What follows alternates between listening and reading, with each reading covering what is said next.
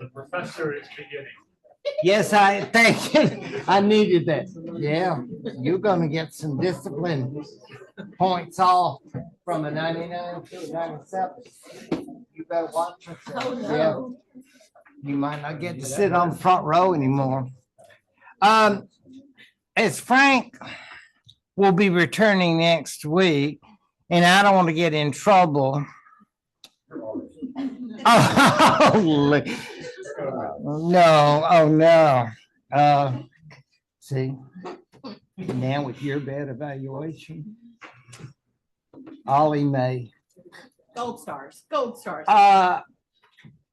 But Frank would say, make sure your cell phone is cut off. Oh, I know, and I forget to say that, there we go. but yeah, because I don't want to, when he comes back, I don't want him, yeah, to be reprimanded. And I mean, in all fairness, since he's gone, it has gone off. they will be here. They will be back from, oh, I can't wait, the Philippines, and they'll miss Manila, but they'll be glad. Yeah, it's all about 1943. Now, that's another class. We'll talk about that. We're back in the 16th century. And we're going to talk about subjects that may be sensitive for young ears, because we're going to talk about lust. I know. So this is somewhat rated R. So, because you think, but she was the Virgin Queen. Yes, that's true. But there were some rumors and possibilities. And after we deal with that issue, we'll move on and go up north to talk about you know who. The only queen I know is called Queen of the Scots, Mary Queen of Scots, instead of, like Queen of Scotland. Have you ever noticed that? That's kind of interesting to me, that she has her own unique title, yeah, rather than just Scots. I won't go into a diatribe about the difference between being labeled the monarch of a people as opposed to a country, because that's a whole nother discussion. But I will note, however, that for the final session, we're going to be dealing with the religious struggle. And Lord knows that's a big deal. And of course, the Society of Jesus, the Jesuits, with which I'm sure you are familiar. If not, you will be when I finish with you.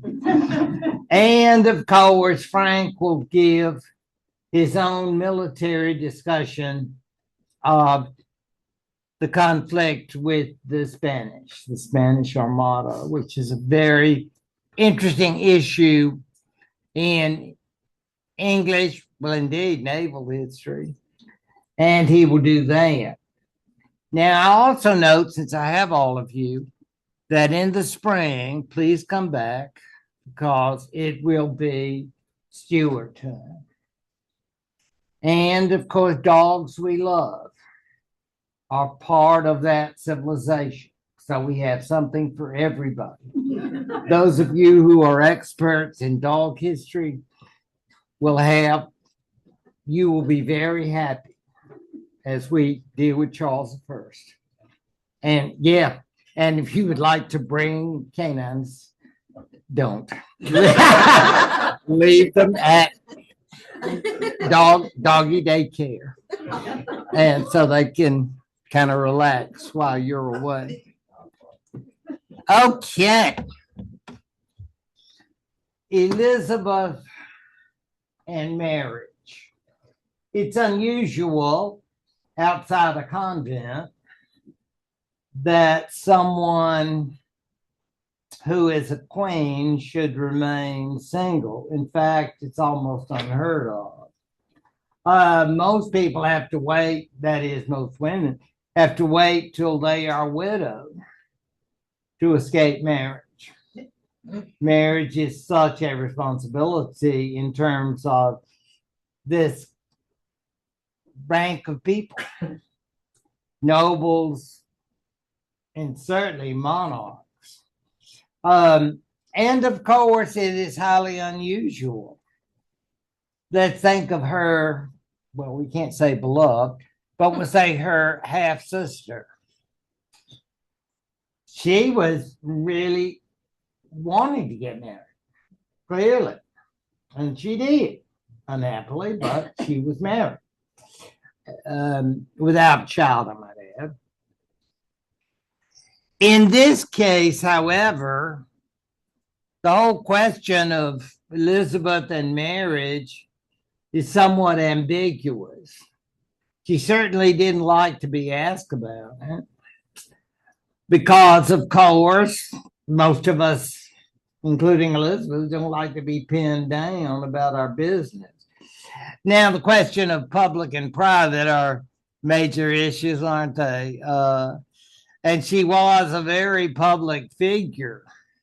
But the question of marriage and the question of, well, may you live 100 years, but if you don't, who will come after you, would bring unpleasantries. Those issues of heirs and possible marriages, that would plague her for the rest of her reign, early 17th century. So it was a long time when you stop and think about it in terms of life expectancy. She had a very long reign. And many people say that was the only problem Parliament had with her. She in Parliament, and she liked it that way. I mean, if they packed Parliament, I wouldn't be a bit surprised. I don't think anybody except poor Peter Wentworth tucked into the Tower of London. Remember him? We talked about that. You get a little too sassy, as we like to say in the South. And he said, now the way things ought to be is, he said, we'll see if we can get you a suite at the Tower. I mean, it's not wise to be too smart about the church or be too smart about the Queen. Freedom of speech, not so much. But by and large, if you want to discuss the budget, if you want to talk about other issues, fine, I'm all for it. Very interesting that. So let's start now with some figures with whom she is said to have had feelings. Now, you will remember him, I hope, because everybody remembers the sixth wife of Henry VIII. Now, this is not going to cost you points if you miss it, because I'll be impressed with those of you who are, excellent students, and you say, oh, I know. You prodigies always know these things. Catherine Parr, of course. And the man you see before you say, wow, Seymour, I know these people. Well, of course you do. This is Jane's brother. I know. Feels like a part of your own family. It's like a reunion. And whatever we might have thought of Jane, we never forget her brothers. They were very powerful in their own way, even though they had unnatural ends. That is to say, a severance on the head, very uncomfortable, I'm told. So, this Wentworth fellow was, I guess, in modern terms, a possible child molester. That is to say, he may have been involved with Elizabeth when she was a young girl living with Catherine Parr. That's kind of interesting when you stop and think about it. I mean, not interesting in a pleasant way, but interesting to think she was living with her because at that time, I guess, you have to, she's young. So Wentworth and Catherine Parr took her in, and she had a relationship with Catherine Parr because, well, that was her father's wife. So maybe did she have feelings for him? Well, if she did, there wasn't any time to do anything about it because his end was coming. He got a little, as we like to say, too big for his britches.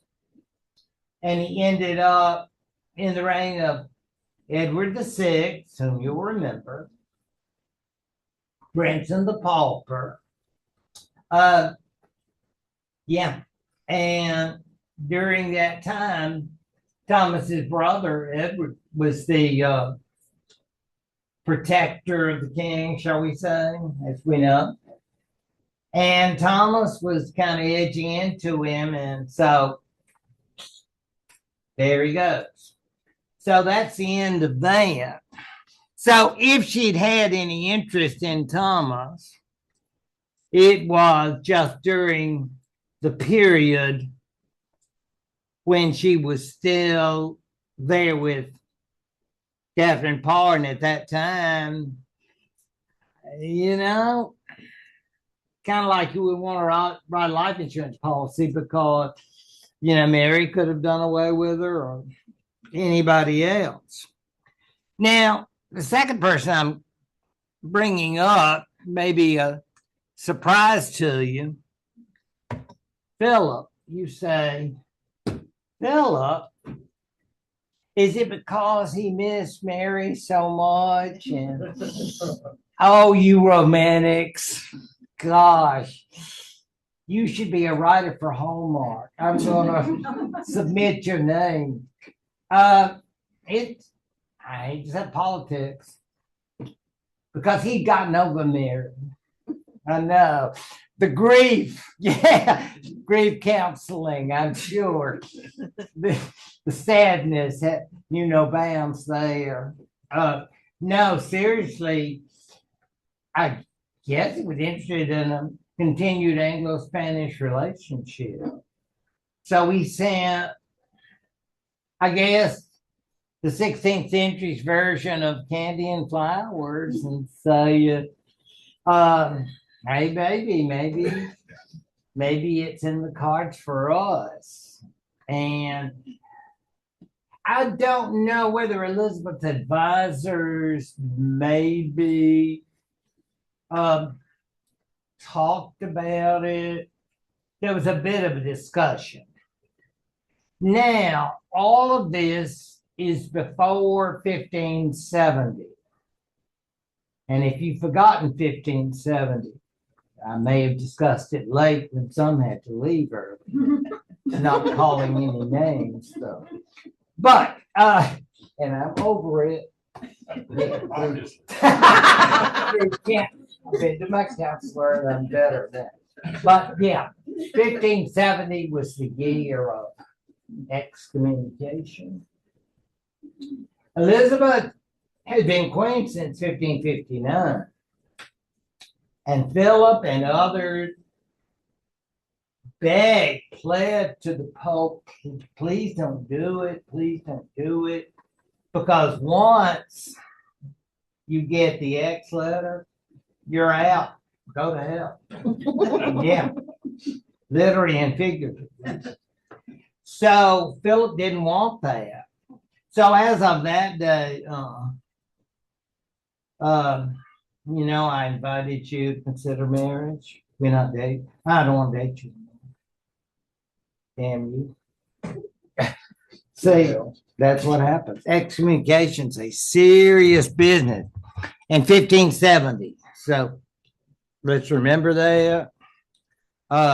Big year, because that's like, you cross the Rubicon or whatever cliche you want to use. And once they throw you out, it's kind of tough to go back. So Philip moves on to France in search of another wife, and there he will obtain, which is an interesting story, but not one we'll get into here. Then there is this fellow, Henry II and Catherine de' Medici, and he was the fourth son. He was not really going to be king, although all three of his older brothers became king. One of those freakish things that people tend to die young. So all of this is to say Francis or Francois was available.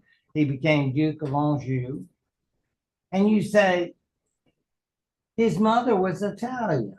I thought you'd never ask. Yeah. How did that happen? Well, you notice the family name, de Medici? Well, guess who our uncle? You're going to get excited. Clement VII, as in Pope. Yeah. And you say, wow, that name really rings a bell. So, see, you are just like a vacuum cleaner bag. It's all there. Clement VII was so powerful as the Medici Pope that he was always thinking, I do have this niece, and she's available. And of course, they're involved with that lovely wedding present for the groom that we call the dowry. Big dowry. Yeah. So that's how Catherine became the Queen of France. And I'll have a lot more to say about her later. But he was the son of Catherine and Henry II. Henri II, as they say. And so he was available, and he would, I guess, take the boat, cross the channel, hang out with Elizabeth. And she liked him. I don't know if she was just toying with him or really had any serious feelings about him, but enough that they would talk. So maybe, you had to say it's platonic, but he did spend some time, and it seems odd. I mean, an Anglo-French relationship there. I mean, obviously, for him, it would have been very nice to have been married to the Queen of England, but whether or not it was anything more than she just enjoyed the companionship. So we don't want to read too much into it. But anyway, you can't tell it from this nice picture, but he had a terrible disease that was common in that day, smallpox. Yeah. I mean, we think, I know, but that was not uncommon. And he was the youngest of the sons, but he was quite a charmer, and she enjoyed his company. Now, this is the real man. This is the one that if she ever did the deed, this is the one she did it with. And you say, His name was Dudley. That name really rings a bell. I know. Your mind is just, you sop it all up. Dudley, yes, was actually related to Northumberland. Remember the advisor to Edward VI? And remember Lady Jane Grey's father? Yeah. So this was actually her brother. And you're going like, wow, it all comes together. I'll be ready to discuss the whole family tree when I get home. I know. That's how you are. The Dudleys, though, big deals. And he had a nice title, Earl of Leicester, and he has the Queen crazy about it. And long time. Sometimes it's annoying when you're already married. Bummer. But Amy, Lester's wife, and again, this will sound something. We have to leave Hallmark and go to Oxygen. Yeah, because I know. Yeah, because his wife had an accident. I know. You people are in insurance or anything like that. Don't write policies on this family because she seemed to have fallen. Yeah, it happens. So there was talk, but there was little possibility that the Queen could have married someone beneath her in rank. So the idea, I mean, it's not that they weren't great playmates. So I think it's definitely fair to say that they were involved. Eventually, he would marry again after his wife fell. Yeah, it's like, God's. What's another dowry? Yeah, that's great. Love it. Yeah, I mean, so he was quite busy as a major source of entertainment for the Queen and probably very supportive of her various policies. So he's involved in all ways in terms of mornings and later. So that is an interesting individual, Earl of Leicester. Now, this is the one that is even more shocking, and he's actually related to Leicester. That is, his godson and stepson, and that interesting. And you say, gee, what interest could he have in the Queen? When there's like a 30-year age difference, and you say, oh, bringing together the generations. That's very lovely. Well, I'm not sure whether there was just, but maybe she just enjoyed his company, young folks and all of that. Whatever the case, he provided good company. And I'm sure because she was well beyond childbearing, so there was no question there. It was not like, and love child, none of that. So all of that is just to say that he spent a lot of time with the Queen. And by this time, and 30 years difference, that's pretty unusual. I mean, for the female male, because that's the other way around, right? We're used to the other, but not so much here. But anyway, he was quite the charmer. and he spent a lot of time with the Queen.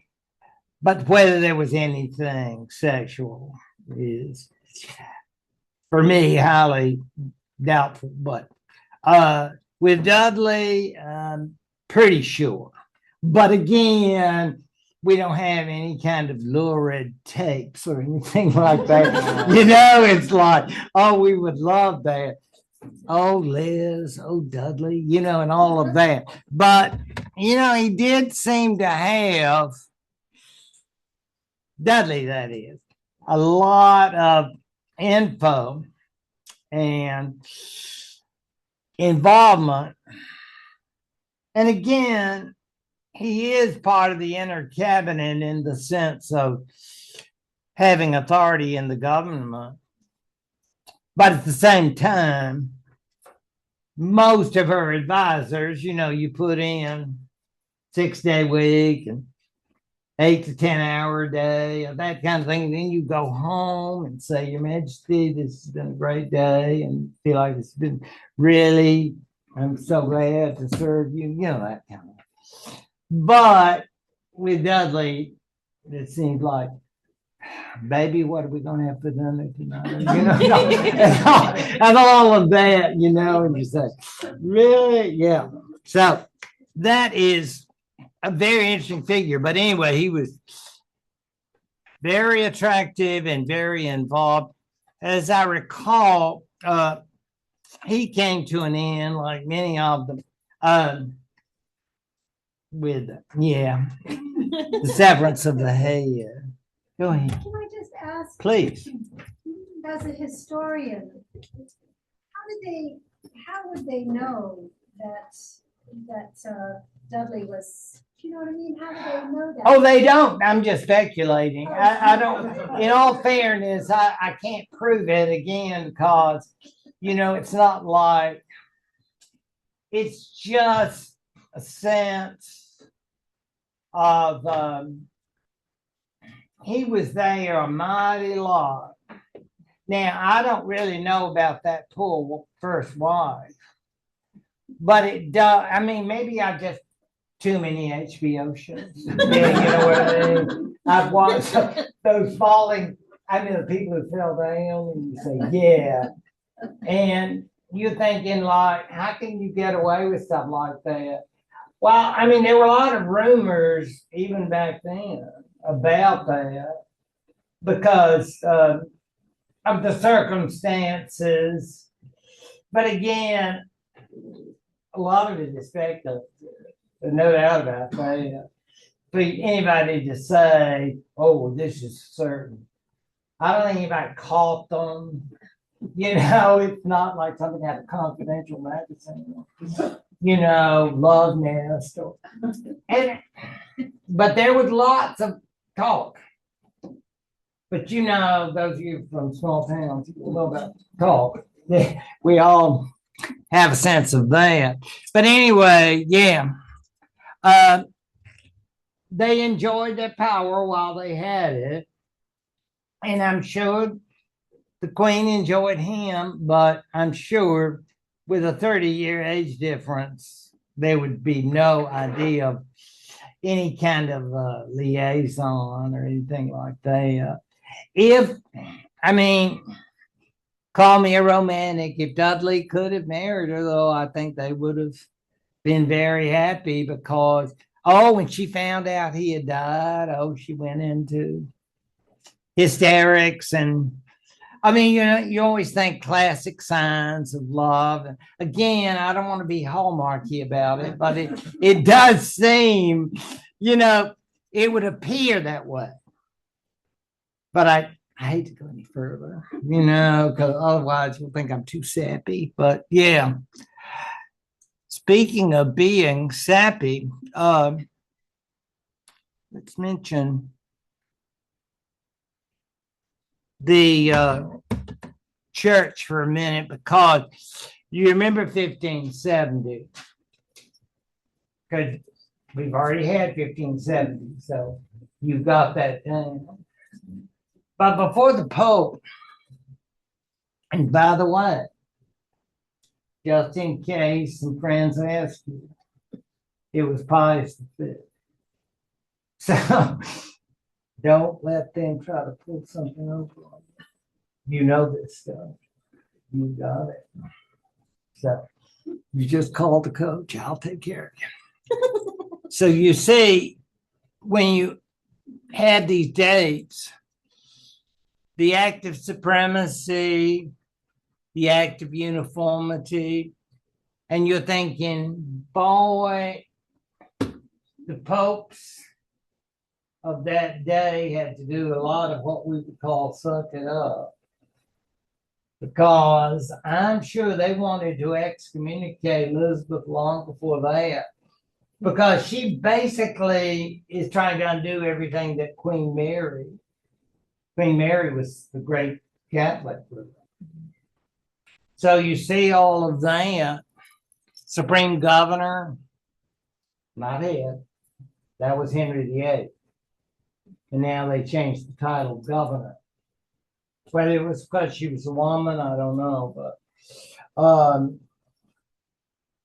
Governor basically says, God's the head, so I'm just deputy and running things for God down here.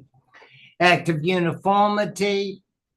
Remember we talked about the Archbishop of Canterbury last time on Matthew Parker.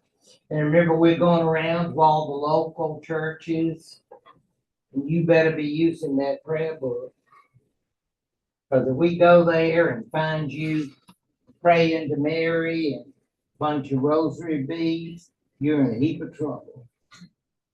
You're going to catch hell. You get me? So, that is true, though. I mean, they did have agents going around checking to make sure you were using the prayer book. And if you were, we catch you with any of your Latin stuff or any of that, woo, you better watch out. Now, you say, does this satisfy everybody? Indeed not. The Puritans, I think we've already indicated, are people who basically are saying, you haven't gone far enough. We want a real cleansing. We want you to cut out your Book of Common Prayer and all your fancy schmancy activities. We just want the Bible and we want the preaching, and you don't have to worry about, like we did in the small towns, remember, like Sundays, how long would the preacher go? Because everybody wanted to get to the restaurant before the other church. Yeah, Methodist versus Baptist. I mean, I remember, yeah, that's it. Get the preacher to be quiet. Yeah, exactly. 11:55. Yeah, out of it. But the idea is these sermons could be lengthy. I mean, again, this is like Calvinism, and that belief would come about, and this is the way these Puritans wanted it to be. Whereas the Book of Common Prayer, you've got this whole ritual, and the sermons are relatively brief. And many people applaud that and say, yeah, if you're going to talk, just get to the point. Yeah. And brevity can be very helpful. So all of this is to say these issues, and I'll elaborate next time. Very importantly, it's like she's trying to go the middle way in her church womanship, and it can be very, very difficult, particularly because there are going to be problems from Scotland. I thought I'd never get there, but I'm here. And look at the tree I brought you. I know. You're excited, I can tell. This was a fine. When there was an old song. First time ever I saw your face. And I just fell in love with this genealogical chart. That's quite a reach. I know. Everybody wants it. This is like the excitement that fills my life. Finding the right genealogical tree. I need some girl to be happy. But look at this. I hope everybody can see it. And as we go through, because it may, and there's so much that I'm going to share with you. So much of it you already know. So I do not want to be, I don't want to be condescending in any way, since your knowledge is so great. No, that was rude. But the idea, and you look at the names and you think, wow, these people are, it's just like family. I know. So what we want to do is look at that and think about Scotland. How does Scotland tie into this? Oh, I'm so glad you asked. Let's go all the way back. Where shall we go to? Why don't we go to the children of Henry VII? I know, now look way up. Yeah. And you say, oh, I remember Mary. Of course you do. Mary was married to Louis XII of France. Yeah. And remember she was the grandmother of Lady Jane Grey. I know. It'll all come to you.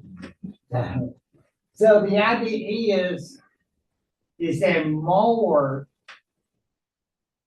of the female descent from the Tudors? Think of another Anne, Margaret. And we haven't forgotten Margaret because we shipped her up north to Scotland. And those who are friends of the Scottish community will note this is James V, to whom she will be married. And from that, you see that? James IV, I'm sorry. And then she will, from her own daughter, become Mary Queen of Scots. So you say, so Mary Queen of Scots was actually related to the Tudors. Indeed, she was, from her grandmother. I hope I'm being clear. So it's an interesting situation. Now, do you see that, Margaret? Now, for purposes of the future, notice that she did what I would say most people don't get the opportunity to do, women, and that is remarry. Many of them remain widows, become abbesses of convents to escape male domination, whatever it is. But this one remarried. She was married very briefly to this Scottish king. He died. When you marry these folks, there's no expectation of longevity. So, time enough to have a child, but no long range. So she married someone with what I think is very Scottish name, Archibald Douglas. And his title was Angus. So, I mean, it's like, that's pretty Scottish, isn't it? So, that will be important to us as we go. So, main thing here is to see Mary Queen of Scots. She's a tutor, and believe it or not, of the children of Margaret, all of them will die except for Mary. There were two other sons. Actually, Margaret was the second wife. Then he had children by his first wife. This is King James. And all the children died except for Mary Queen of Scots. But being a female, you know what it means. Mary is going to have to be married and go where the husband is. So that's exactly what happens. You say, well, who's available? Well, you can see up there who it is. It's going to be Francis, King Francis, the second Francis. And you say, well, now who is he? You remember when we saw that son of Catherine de Medici? This is his older brother. Yeah, so there you are. You have all that clear now. I want to show you. Catherine de Medici, she had 4 sons. So this is son number 1. So I'm assuming that this Franco-Scottish thing, that's big time. And much as I love Edinburgh, and I know many of you do too, and all of that, Paris is mighty nice too. So I think her family was really excited for her to be, married to the heir to the French throne. So that's where she goes, off to France. Now you say, but what happened in Scotland? Because she was basically going to be queen, or was queen in name. Well, that's why we have mothers. See, Daddy was dead, King James. So her mother is there to reign. Some, you may remember her, those you read about her. Her name was Mary of Guise. Mary of Guise. It's like the bird. Like the what? The bird. The bird. Geese. Yeah. No, Guise. Okay. No, it's very French. The Guise family, and again, what's a nice French lady doing in a place like this? Well, because again, this whole Franco-Scottish thing, a lot of people don't stop and think about it. In other words, Mary Queen of Scots was already half French through her mother. You say now, are the Guise like regular working folks? No. No, indeed. The Guise were, big deeds. And Mary was married to the Scottish ruler.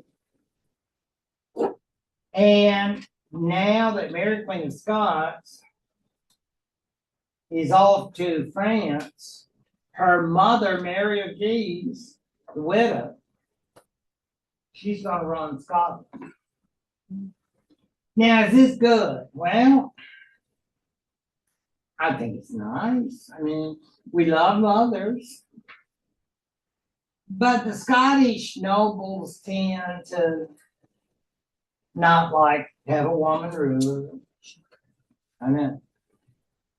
Especially a rosary loving, bead carrying Catholic like Mary Geeks. Yeah. I mean, it's like I bet you one of those Pope people.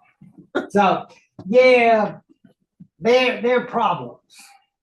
Mary's got a tough job, but she's happy for her daughter because her daughter has a nice husband. And I assume that Mary of Guise sometimes went over or could see Mary Queen of Scots. So here she is.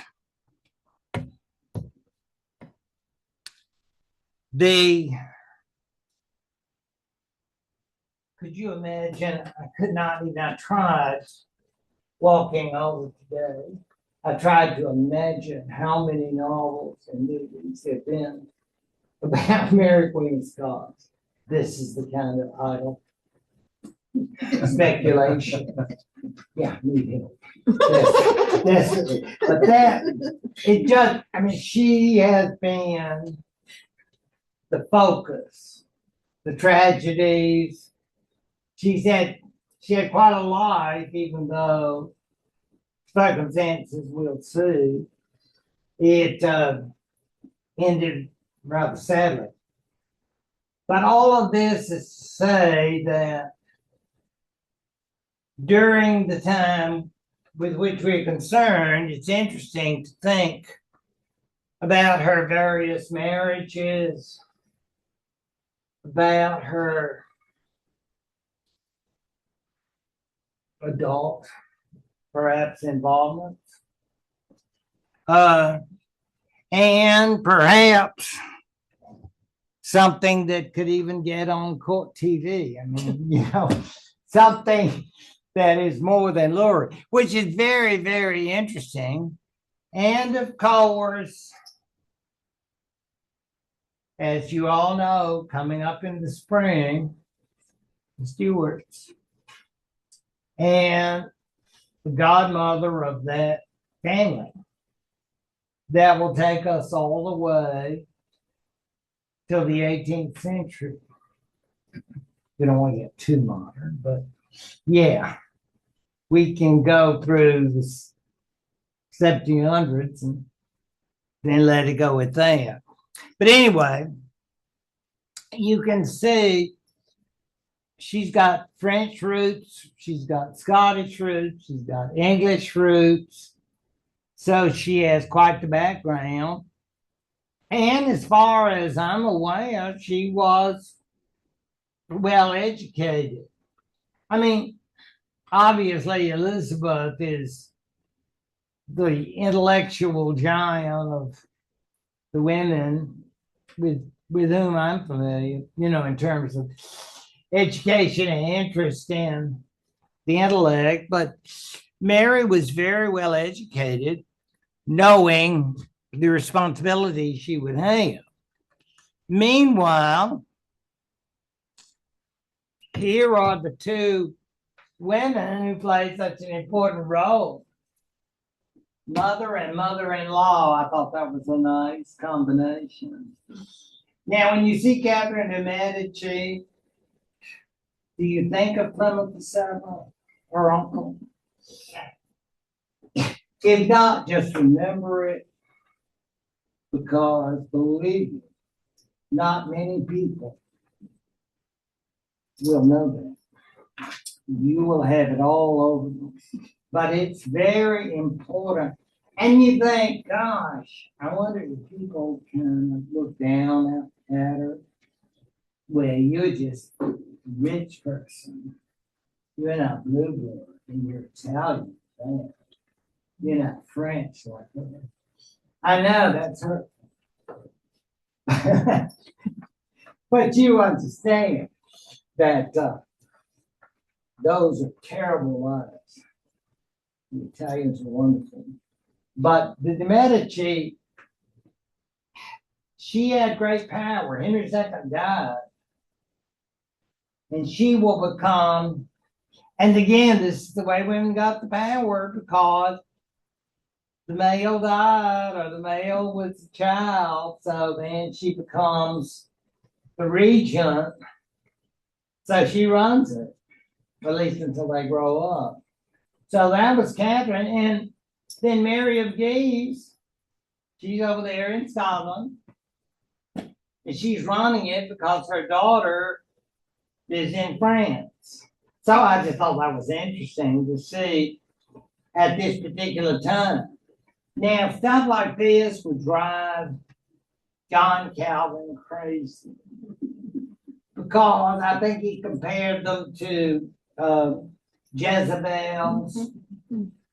I know, evil, they're running like they're a bunch of wicked women running these countries. Yeah, yeah.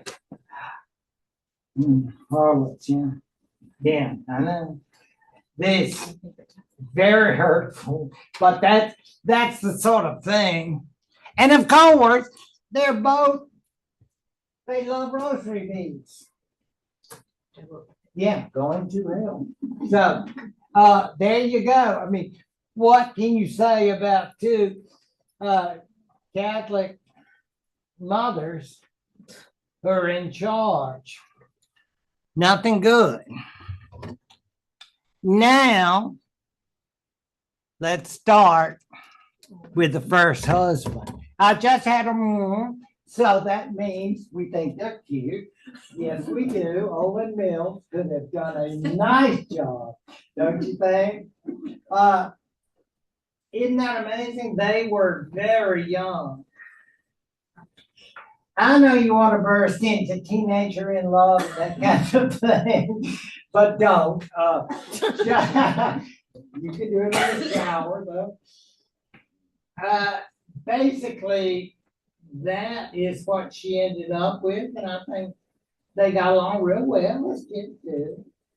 And they were very young, believe me. It's not just being painted. Unfortunately for her, he didn't live long. So she was a widow at what, 13 or 14? Yeah, it's amazing, isn't it? I mean, it's like they were married for a very brief time. I mean, they got along real well. Like, we all had friends of the opposite sex when we were young, So, but they were married, so that counts as husband number one. Now, luckily for Catherine de Medici, she had more sons, but this one meant, well, I don't even know if she was old enough as a child, but she basically had no reason to stay in France. So you're going to have to go home. Not that I wouldn't want to go to Edinburgh. I love Scotland. However, being Queen of France sounds mighty good back in that day. But you produce the child or you go home. And by the way, there's no refund on the dowry. No refund. Okay? It's not like, oh yeah, we'll just write you a check and take it with you on the ship. You got it.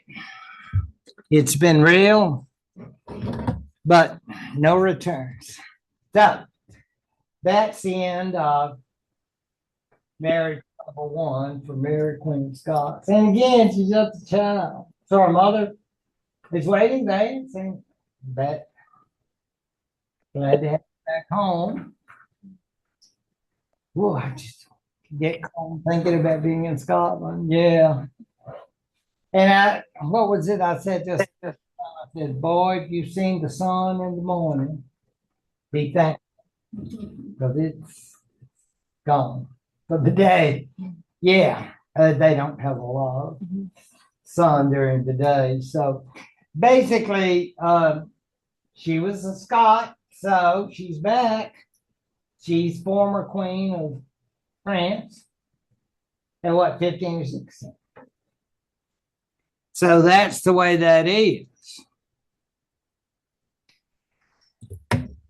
But she is not going to have much time to be in mourning. But we're already getting another marriage. And who are we gonna marry this time? Well, guess what? It's a cousin. Okay, now, Were they Look. aware of the dangers of inbreeding? They no, looked at it as a strength. Yes. I think the idea of Keep it in the being family. worried about that, that's a long time away. Okay. So it's more like, what a convenience that I got somebody that we can get this alliance going. Because this suitor, shall we call him that, is actually another grandchild of Margaret, who was the Queen of Scotland, who had been English. I don't want to go back to the tree, but just recall that Margaret was remarried after the King of Scotland died. Do you remember that?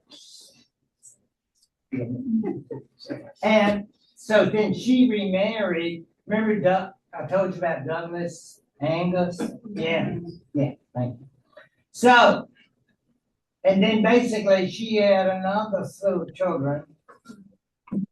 So from there comes the person now going to be Mary's second husband. So they are related through Margaret, the grandmother. I know, and you're thinking about the peas and Mendel. I know. Science had not progressed that I far. learned that. I love genetics. It's really, but I think that's kind of 19th century. Okay, So got it. I don't think we're ready. I think it's really interesting. But all of this, so let's not do DNA, even though it's so interesting. Those of you probably love bring back memories of labs. Yeah, I know. It's exciting. Zoology. Oh, I remember the fetal pig.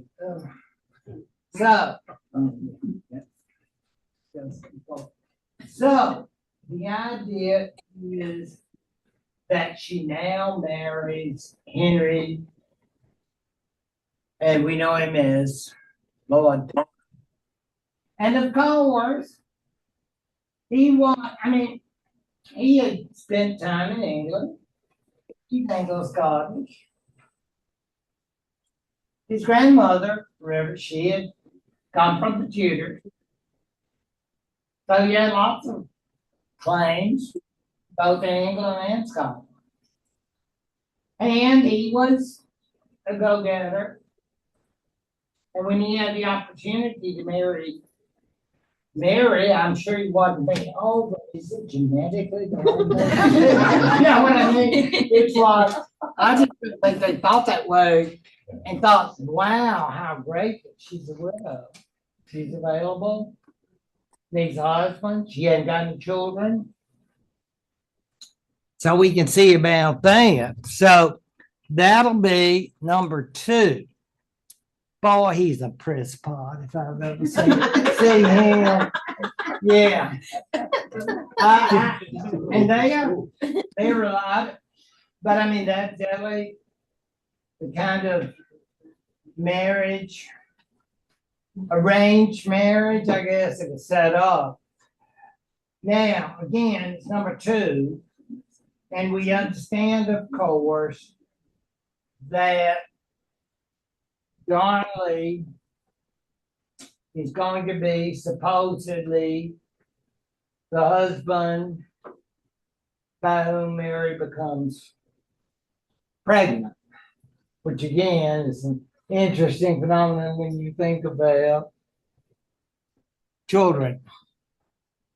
Darnley, I'm sure, like many males married to female rulers, wanted to be made king. And I don't think that was ever in the plan for Mary Queen of Scots. Although she was very young and she had her mother to lean on or other advisors, and I'm not sure they wanted Darnley either. And Lord Darnley, whatever we think of his looks, was not a very nice person, it is thought.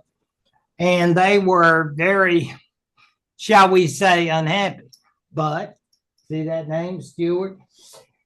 Now, I had a Scottish student, he got on to me by my spelling. He said, "You do know it's Stewart." And I said, "Ouch." Yeah. I said, "God, I forgot you all were sensitive about that." Because, see, I do it a little francophilia here. Let me see. Because that is the difference in spelling, Stewart and Stewart.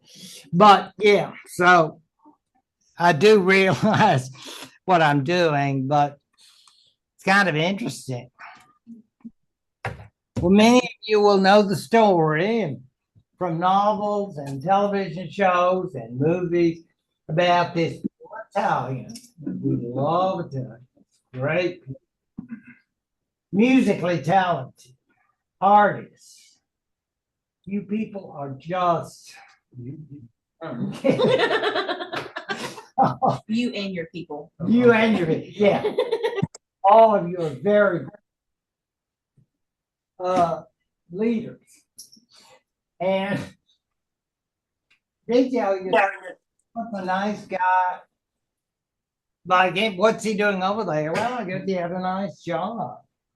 And the job is, of course, sort of an entertainer. And I have no reason whatsoever to see this thing romantic liaison. So we leave the Hallmark behind and just see him as a fun person, David Rizzo. And he was there to handle light secretarial responsibilities and musician extraordinaire. Like so many great Italians, he was multi-talented. He was not limited just to one field. So I'm laying it on thickly, but I'm hoping it's working. So all of this meant that Rizzio spent a lot of time with the Queen, and you know how people talk, especially when you're married to someone like Don, who was not a very nice person. So, many of you will know that a gang did away with him. It sounds like something out of, I don't know, Elliot Ness. But yeah, his squad, and he will be done away with. God, I've heard read about this when I was in the 6th grade, you know, with some sort of, you know, little cheesy story for children. This is a very famous incident. But he was down there in his squad, and nobody really said, "Gosh, I wonder why he was assassinated." Well, obviously, you don't exactly need Miss Marple or Poirot to solve this one. Darnley, I don't know if they'd had psychiatrists back then, had, I guess, paranoid tendencies but anyway, this was a terrible incident, and presumably the pregnant queen, Mary Queen of Scots, was very unhappy about the death of Riz. And so, shortly thereafter, he was assassinated. Uh-oh. I know. Kind of a difficult time in Scotland, and we, you know, I guess sometimes we romanticize Scotland, but they have a high rate of people passing away unnaturally, I might add. Yeah, they not, it's not they die of old age or something. It's like involuntary. So this will be called the bomb plot because basically Darnley will die in this explosion. And then people will say, oh no, the poor queen, I know she just sick with grief, as we used to say in the older days. I think she was dealing with it real well because she found another friend. I mean, again, if you like Hallmark, you'll love these people because she's already got her a new buddy.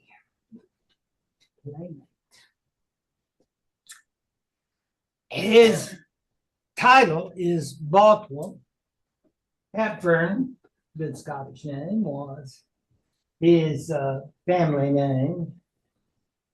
He was of the nobility, and it appears that he was a major figure.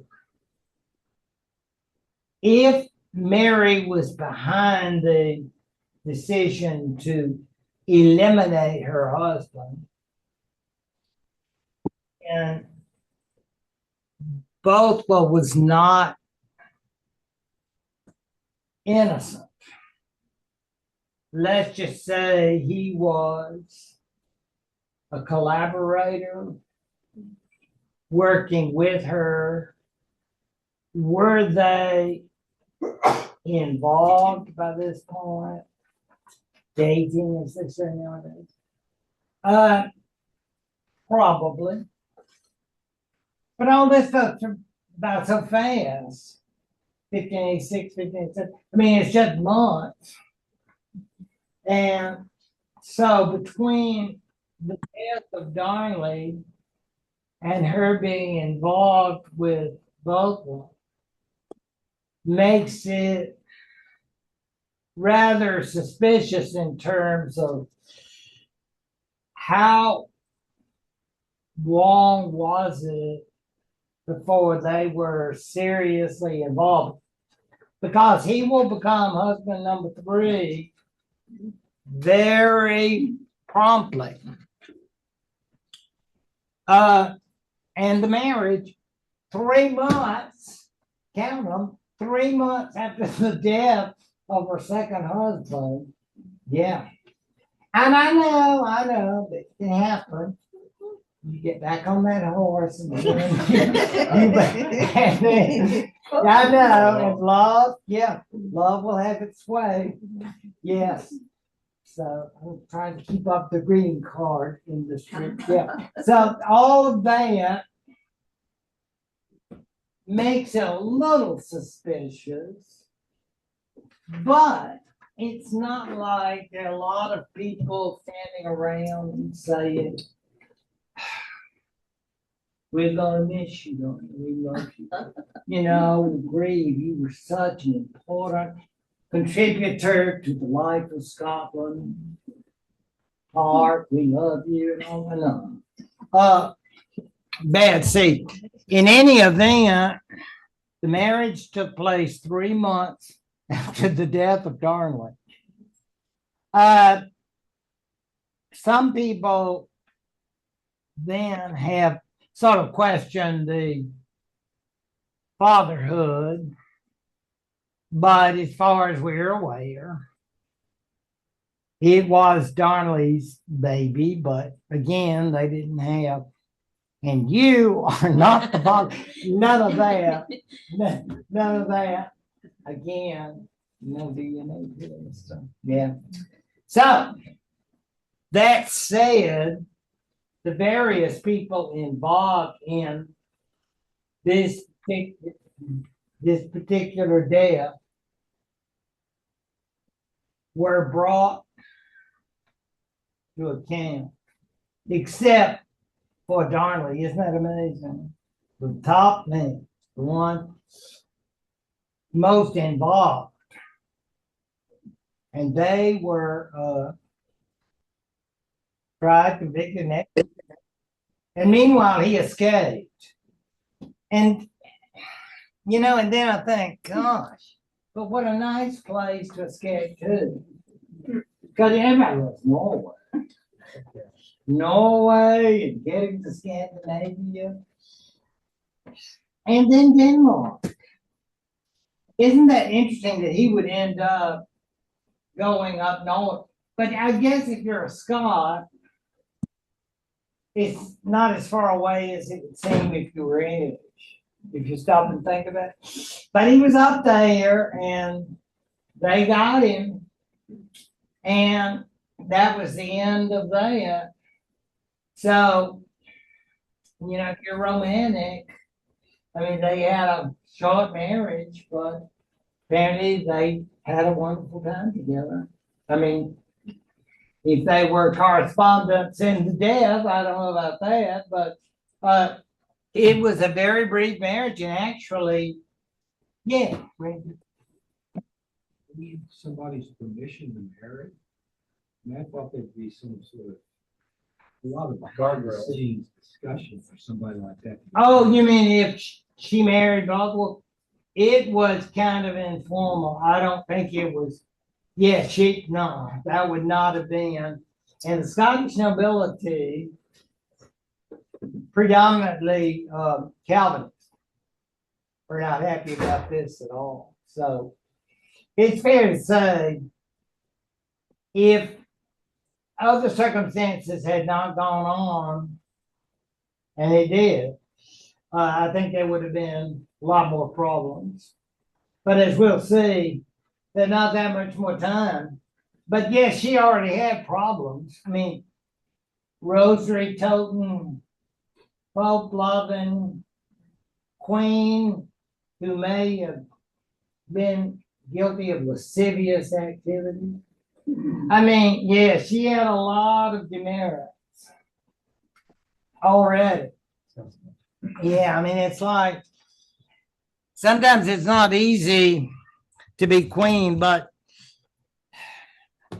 yeah, I mean, romance is wonderful and Hallmark and all that, but she was really in a lot of trouble. By the way, I just read this. While he was actually incarcerated, as we say nowadays, she had the marriage annulled. I thought that was sort of interesting. I know that was probably real hurtful. He got that at maybe, I know, at the Copenhagen Correctional Facility. Could you imagine those lovely dames? You think they would have the nicest facilities? I mean, I don't want to be arrested anywhere, but I'm just saying. Maybe the Danish, yeah, have a nice breakfast and all that. But then, yeah, but that didn't end well for both. But if he'd known about all the novels and films he would be in the future, because yeah, to be Mary's boyfriend and all the rest. So when you see this picture, you're thinking, so this is the guy, will he be on these Harlequin covers? Or I don't know, not that picture, you think? But that was supposed to be, and you see her hand, yeah, on the arm. That's just sort of interesting because you're thinking like, shouldn't she still be dealing with the pain of Darnley's death? I mean, grieving, saying like, I'm going to counseling and I don't know how I'm going to get over him. Yeah, but I guess she done a good job. So there she Mary's is. on the right. I beg Are pardon? you saying Mary's on the right? Mhm. Yeah. Yeah, I thought Judy, I mean, that, yeah, that's great. See, yeah, you can tell it. by the little. Oh, yeah. I know, Judy. I mean, but look at the hat. But yeah, it's pretty fancy. Look at the hand on the hip. Pretty fancy, yeah. So yeah, that's kind of interesting. 17th century art or that sort of thing. But you look at it. Looks like a dress. Yeah. I mean, it's very interesting when you look at it and think about it. But that was the way, because you see he's a little taller. So, but yeah, but he's kind of strutting like Mr. Big Stuff, as they used to say. It looks like he's holding a pregnant stomach, is what it looks like. Well, let's just say, Whatever. you thinking beer? That I've heard that Scots do a lot of that sort of thing. Not trying to, but anyway, yeah, this is Dreamboat. Yeah. So we don't want to puncture my Harlequin. See, yeah. So you've done it. It's too late, Judy. Yeah, I don't blame you, but I was hoping to keep the hallmark, but that's not gonna work. Yeah. But you know those outfits, they probably made you look bigger. Yeah. I know it. We have to put him on some sort of weight reduction program. But Mary Queen of Scots, I know she looks rather plain. So I wonder if they paid somebody to do that painting, but now I worry about that. But yeah. No. But let me take you now to 1971. Okay, this was a long time ago. 1971. And there were these people, and we give you their names. Vanessa Redgrave and Glenda Jackson. You knew that. Yeah. All of us film people know about that. I remember the movie house that I was in when I saw that. And I kept holding on to the seats and saying, it's a movie, it is not history. Let it go. But I was younger and it was more painful. And it's like, this is not right, this is not right. That kind of thing, dropping popcorn. I was eating popcorn. So all of that is to say that this particular film it's great fun, but not accurate. Because Queen Elizabeth and Queen Mary never actually met. Boo, yes. But in the movie they did. So if you ever see the movie, I guess it's still available on DVD or something. Or maybe you can stream it. Yeah. Is that the movie where they meet out in a meadow somewhere? Yeah, there are horses nearby. Right, and Yeah. it was kind of like an arranged meeting. Oh, yeah.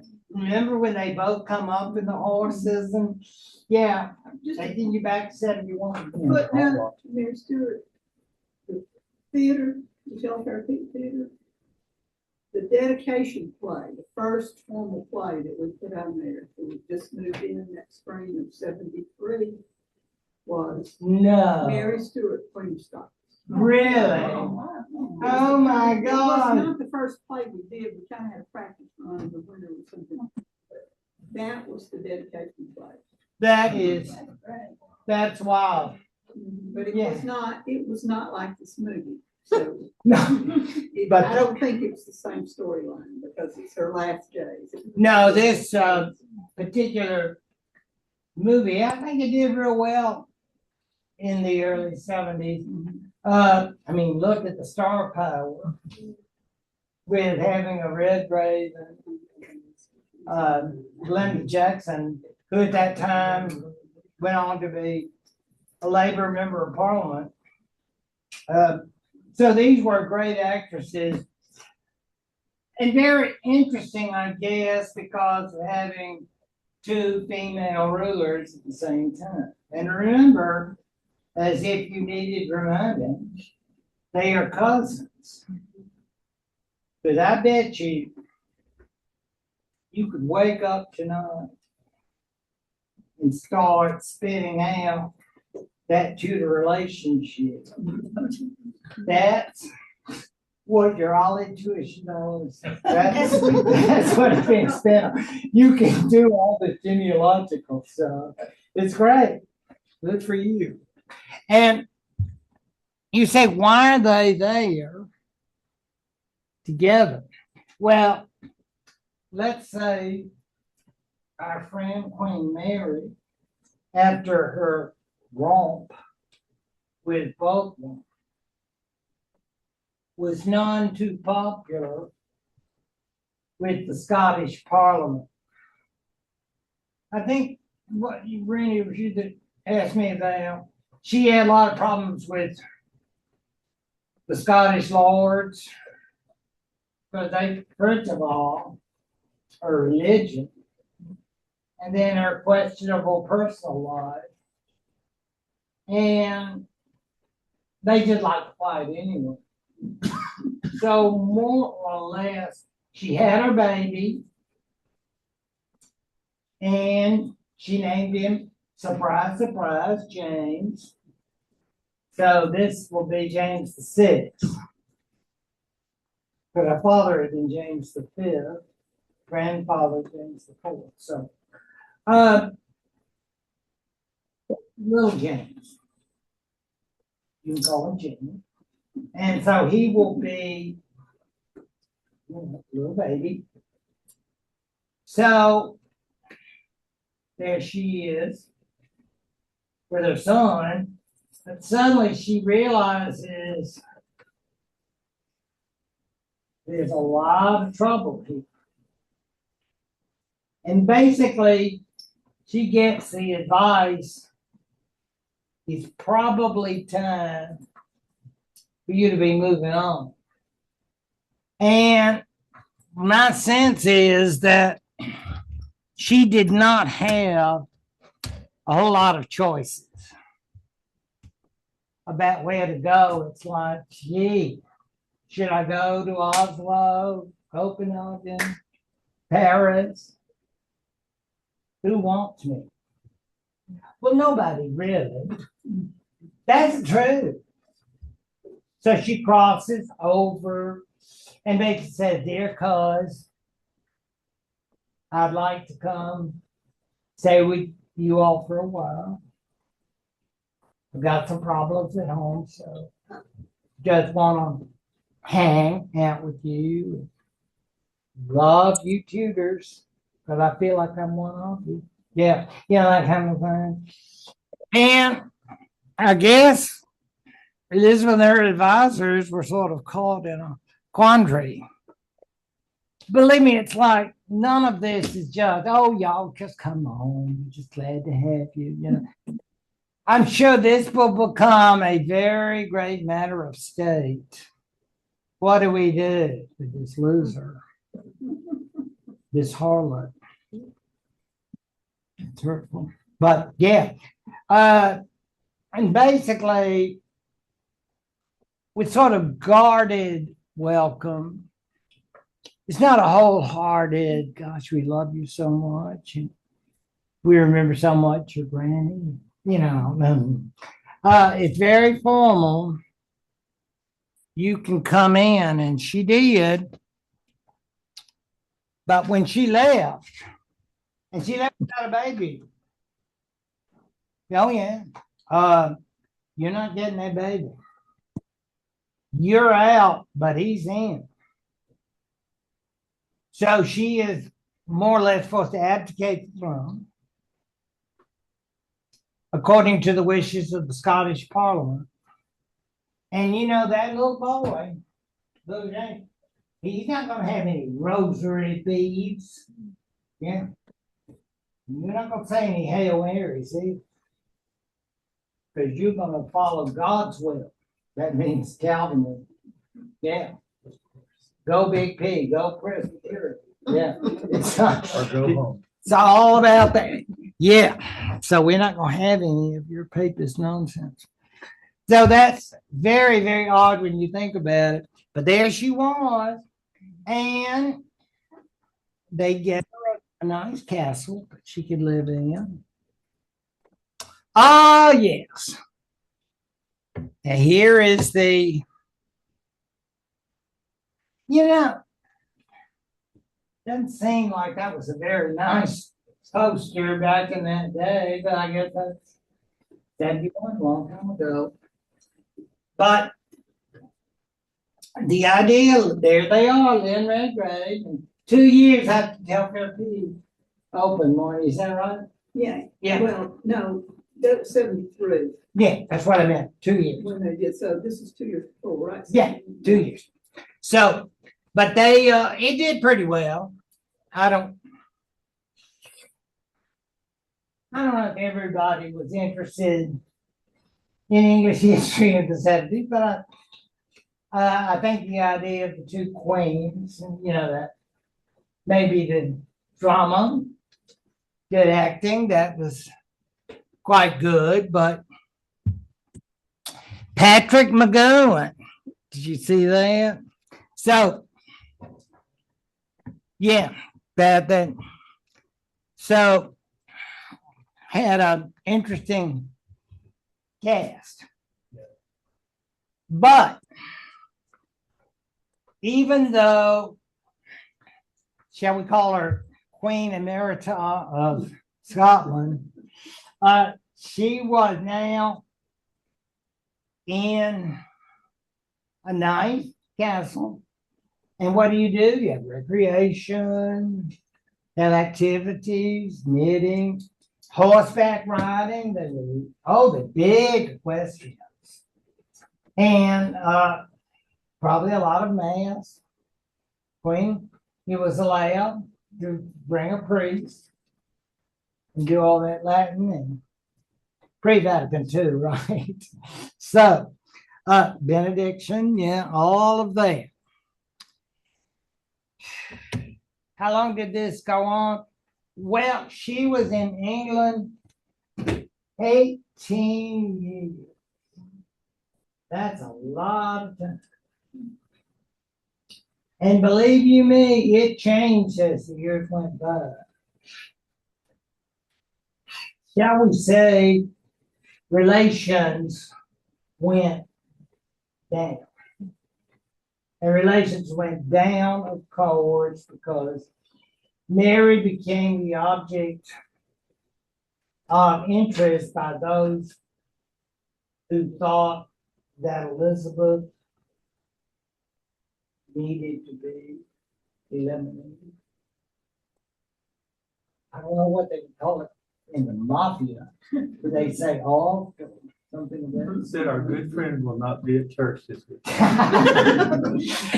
Mass, you mean, yes.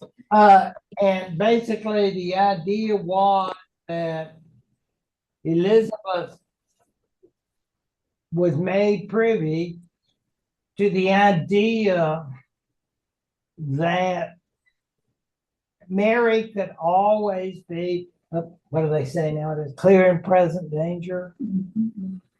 Because Elizabeth had no child. So if they assassinated Elizabeth, that old Mary, you say, but that's cousin love, not so much. They never met, but just de facto didn't like each other. I mean, your mother was a harlot who had her head chopped off. Okay? So, whereas I come from the highest, so we may be related, but I'm from the good branch. You are a bum.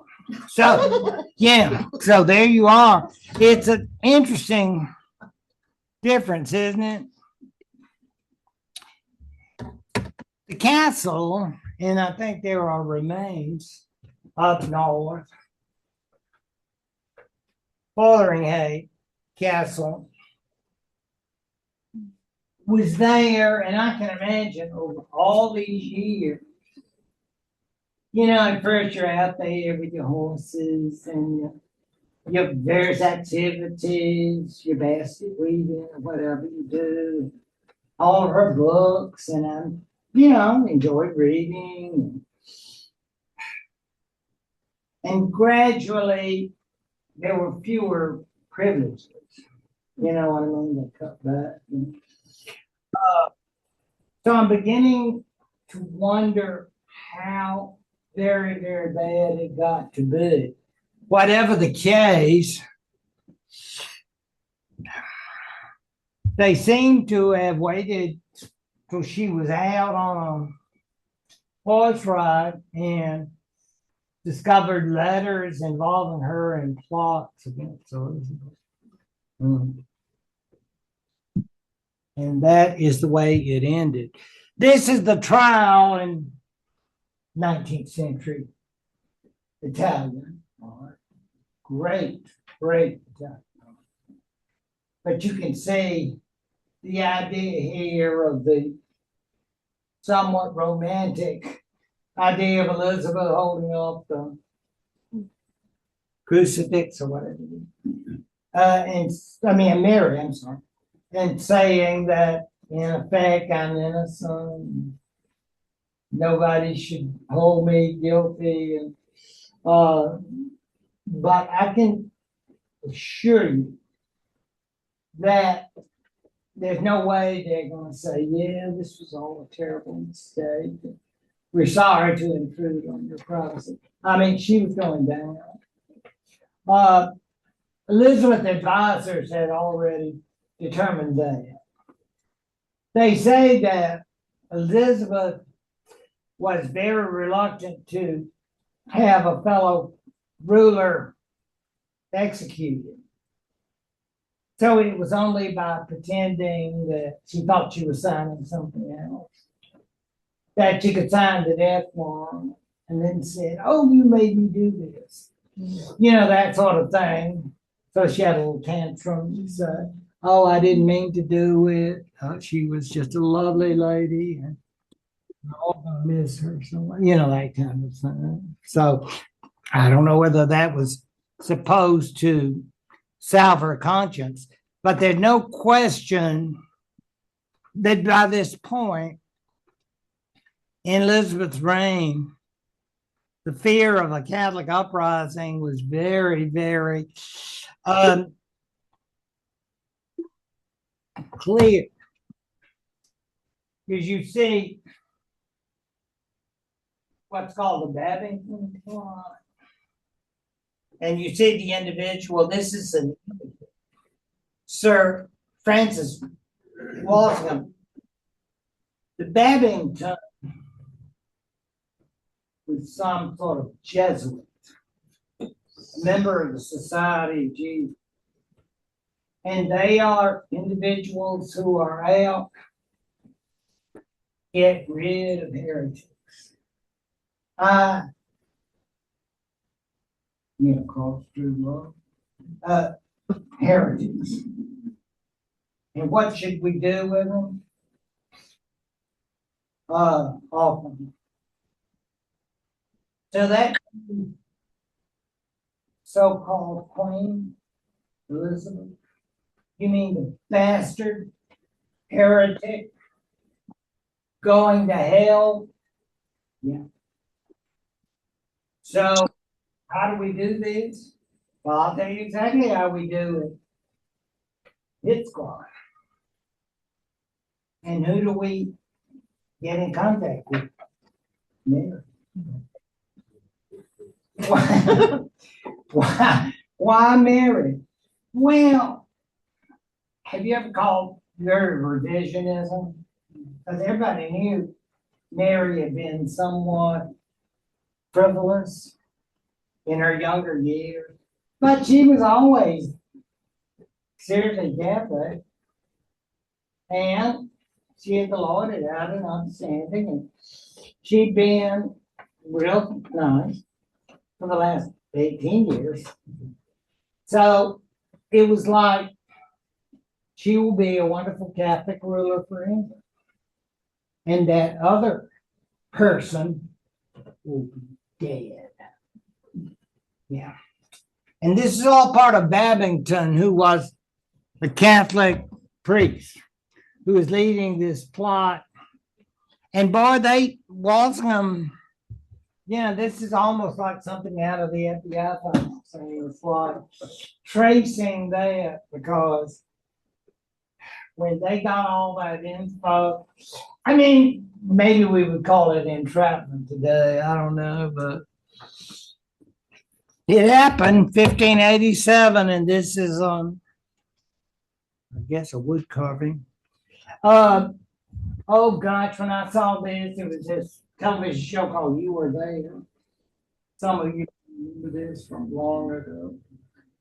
And they had one about Mary Queen of Scots and how the little dogs came from under her skirts when she was beheaded.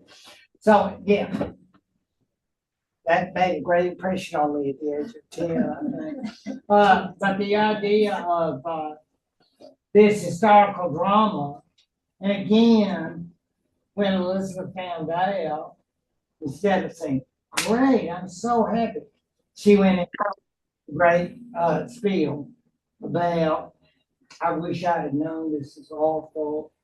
I thought I was signing something else. But that was the end of it. And as far as the Scots were concerned, that was their bad luck. King James, the little boy, I don't know if they came in and said, sorry, but mommy is gone. Because he didn't really know her. I mean, she had left when he was a baby. But he was already being brought up damnably. And you say, oh gosh, do you mean according to the tenets of John Calvin? I do. No rosary beads for him. So, yeah. And you're thinking like, well, you can't go to hell for that. No, you can't. But mommy was a good Catholic all her life.